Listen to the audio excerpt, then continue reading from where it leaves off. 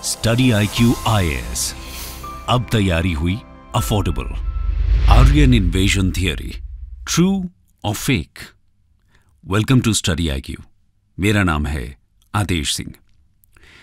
दोस्तों, हाल ही में हड़प्पा सिविलाइजेशन की साइट राखी गढ़ी से मिले जेनेटिक एविडेंस की स्टडी से पता चला है कि हड़प्पा सिविलाइजेशन के निवासी भारत के मूल निवासी थे, जिन्होंने धीरे धीरे एक विकसित शहरी सभ्यता का विकास किया था।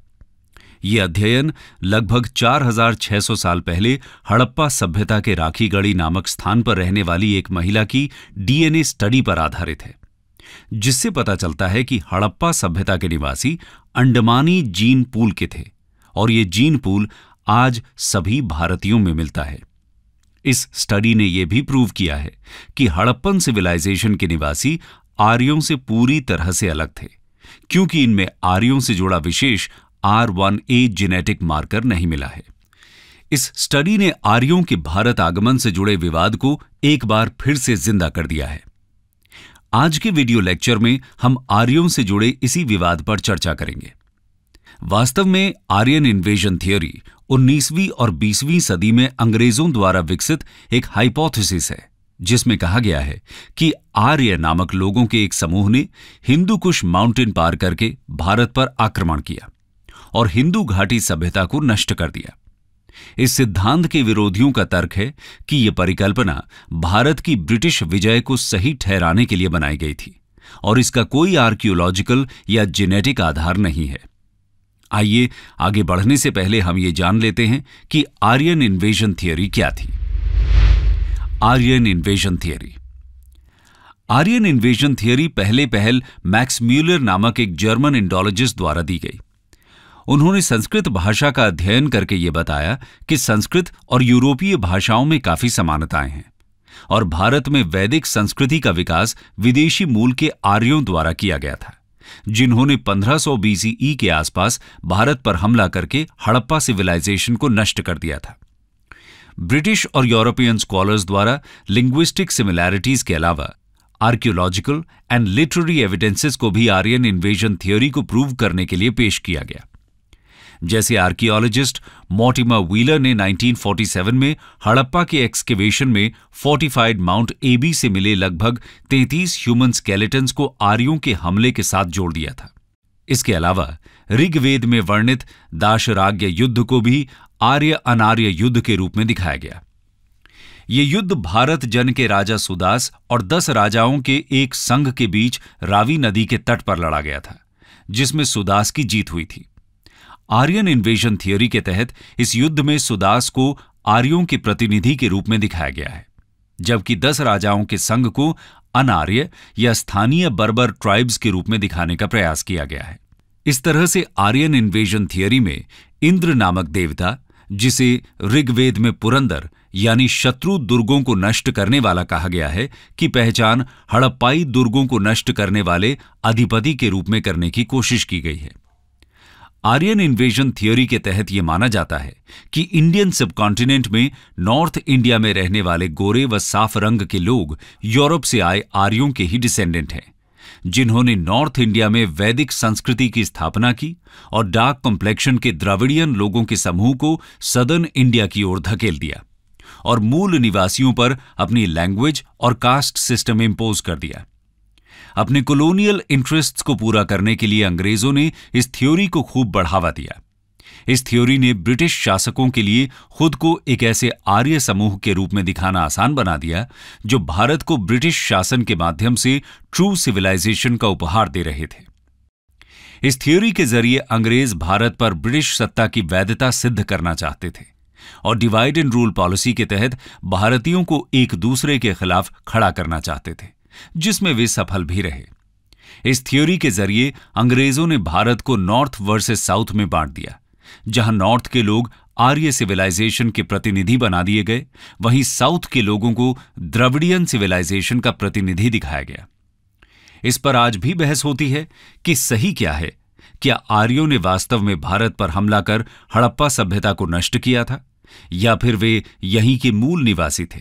अगर आर्य बाहर से भारत आए थे तो कहां से आए थे और कब आए? आइए अब हम एक एक करके इन प्रश्नों का उत्तर जानने का प्रयास करते हैं। क्या आर्यों ने हड़प्पा सिविलाइजेशन को नष्ट किया था? इस प्रश्न का जवाब देने से पहले हमें हड़प्पा सिविलाइजेशन और आर्यन सिविलाइजेशन के टाइम पीरियड का निर्धारण करना होगा। इंडस सिविलाइजेशन की सील्स के समान जो सील्स वेस्ट एशिया में मिली हैं, उनकी डेट लगभग 2500 BCE है। इसके अलावा इंडस सिविलाइजेशन के कई शहरों जैसे हड़प्पा, मोहेंजोदड़ो, राखीगढ़ी, कालीबंगा आदि से आर्कियोलॉजिस्ट को ह्यूमन सेटलमेंट की एक के ऊपर एक कई परतें मिली हैं। अब तक मोहेंजोदड़ो में भवनों की 7 तहें प्रकाश में आई हैं और संभवतः इससे भी पहले की कुछ और तहें अभी भी पृथ्वी के गर्भ में जल में दबी हुई हैं। अतः आर्कियोलॉजिस्ट्स के अनुसार इस सभ्यता को 3000 से 2500 BCE यानी आज से लगभग 5000 से 4700 साल पुराना माना जा सकता है। दूसरी ओर अधिकांश विद्वानों के मत अनुसार ऋग्वेद 1800 BCE से अधिक पुराना नहीं हो सकता। इस तरह हम ये कह सकते हैं कि सिंधु घाटी की सभ्यता आर्यों के भारत में आने से पूर्व विकसित हो चुकी थी। अधिकांश विद्वान मानते हैं कि आर्य लगभग 2000 से 1500 BCE के आसपास भारत आए थे। आर्य पैस्टोरल नोमैडिक ट्राइब्स थे जो खेती करना नहीं जानते थे। पशुचारण इनका मुख्य पेशा था। आर्य इंडो यूरोपीय भाषा परिवार के सदस्य थे जो ईरान, बलूचिस्तान या फिर बैक्ट्रिया और अफगानिस्तान होते हुए हिंदू कुश माउंटेन पार करके भारत आए थे। लगभग इसी समय के आसपास इंडस सिविलाइजेशन के अर्बनाइज्ड फेज का बाढ़, सूखे और क्लाइमेट चेंज आदि की वजह से डिक्लाइन होना शुरू हो गया था। ऋग्वेद की संहिताओं में खंडहरों और उजड़े हुए नगरों का उल्लेख है। इन दोनों सिविलाइजेशन के टाइम पीरियड्स में अंतर से यह स्पष्ट हो जाता है कि आर्य इंडस सिविलाइजेशन के डिक्लाइन के बाद भारत आए थे। इससे यह भी पता चलता है कि उनके और इंडस सिविलाइजेशन के लोगों के बीच किसी प्रकार का संघर्ष नहीं हुआ था।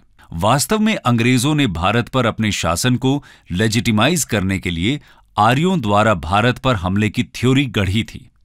इस थ्योरी के अनुसार भारत के मूल निवासी द्रविडियन भाषा परिवार के बर्बर ट्राइबल लोग थे, जिन्हें इंडो यूरोपीय भाषा परिवार के आर्यों ने सभ्य बनाया था। इसलिए भारत की नियति है कि भारत पर उच्च नस्ल के लोग शासन करें। अपनी इस थ्योरी के तहत उन्होंने उत्तर भारत और दक्षिण भारत के लोगों को उनकी भाषा, फेशियल एक्सप्रेशन आदि के आधार पर आर्य बनाम द्रविड़ में विभाजित करने का प्रयास किया। आइए अब हम देखते हैं कि आर्यों का मूल निवास कहां था। क्या आर्य यहीं के मूल निवासी थे या फिर बाहर से भारत आए थे? विवाद का मूल विषय यह है कि क्या आर्य बाहर से भारत में आए थे या फिर आर्य भारत से पूरी दुनिया में फैल गए थे। कई दशकों से इन्हीं दो बिंदुओं पर विवाद चलता आ रहा है। आइए सबसे पहले दूसरी संभावना पर गौर करें। दूसरी संभावना के अनुसार बड़ी संख्या में संस्कृत बोलने वाले भारतीय वेस्ट की ओर गए और उनके वंशज ईरान से लेकर central Asia, western Asia, eastern Europe और वेस्टर्न यूरोप तक के विशाल क्षेत्र में फैल गए और इस तरह उन्होंने इस पूरे रास्ते में इंडो यूरोपियन भाषाओं के विभिन्न रूपों को जन्म दिया।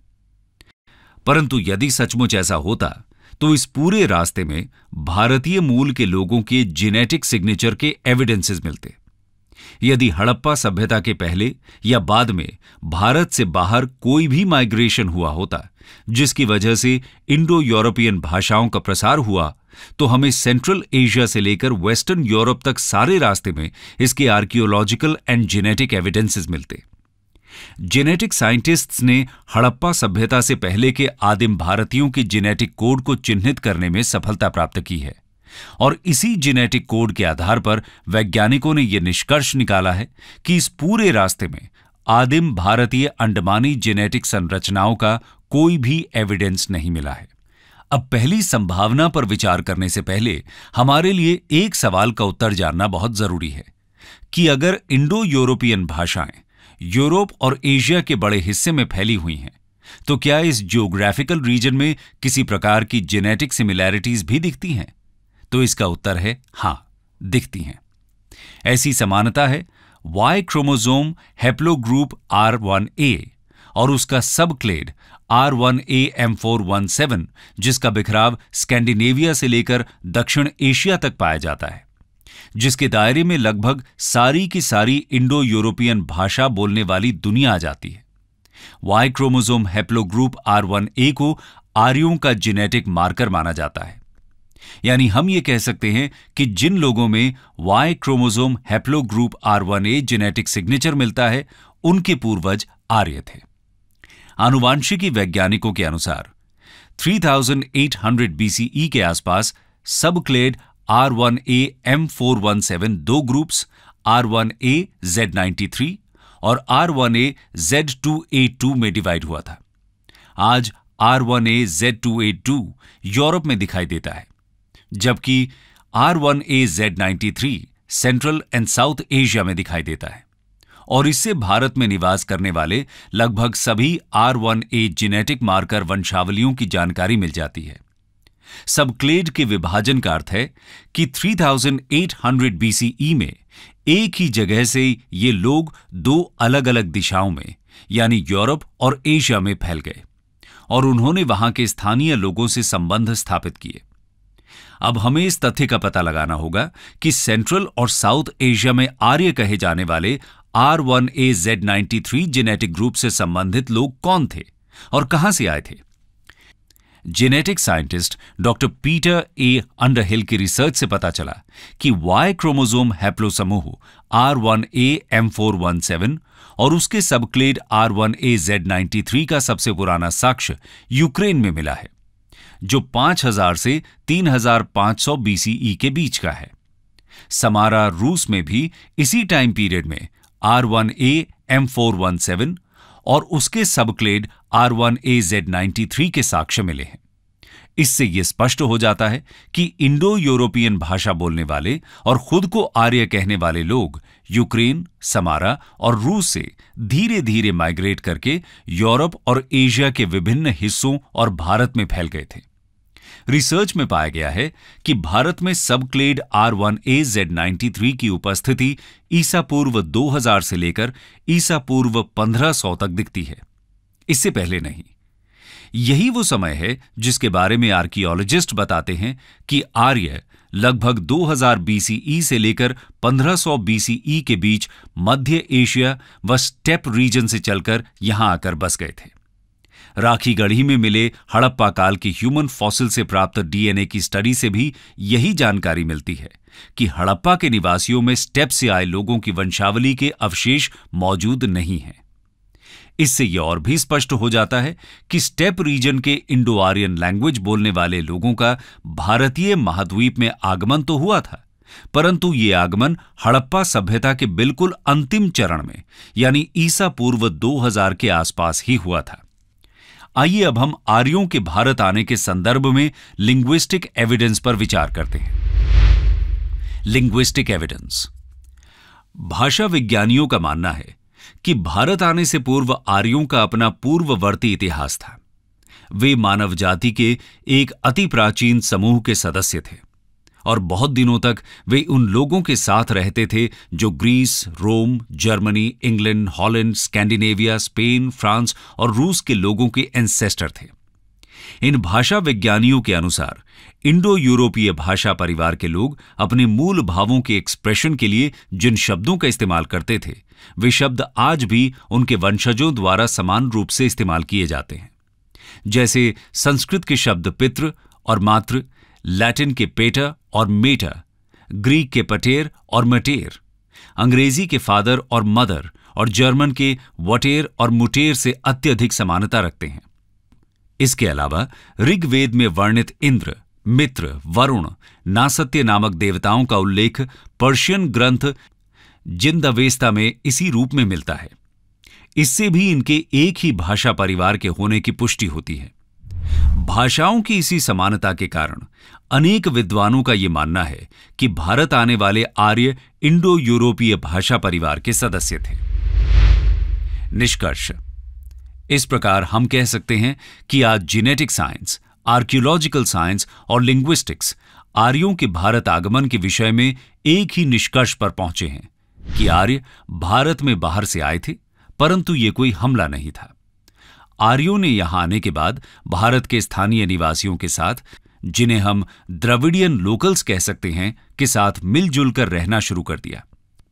प्रारंभ में आर्य भारत में नोमैडिक पैस्टोरल जीवन जीते थे, परंतु बाद में उन्होंने खेती करना सीख लिया था, जिसके प्रमाण हमें वैदिक लिटरेचर में भी मिलते हैं। ऋग्वेद, जिसे वैदिक लिटरेचर में सबसे पुराना माना जाता है, में कृषि का उल्लेख बहुत कम मिलता है, जबकि पशुपालन संबंधी एविडेंस पर्याप्त मात्रा में प्राप्त हुए हैं। इसके विपरीत जब हम लेटर वैदिक पीरियड को देखते हैं तो वहां हमें एग्रीकल्चर बेस्ड इकोनॉमी और सोसाइटी दिखाई पड़ती है।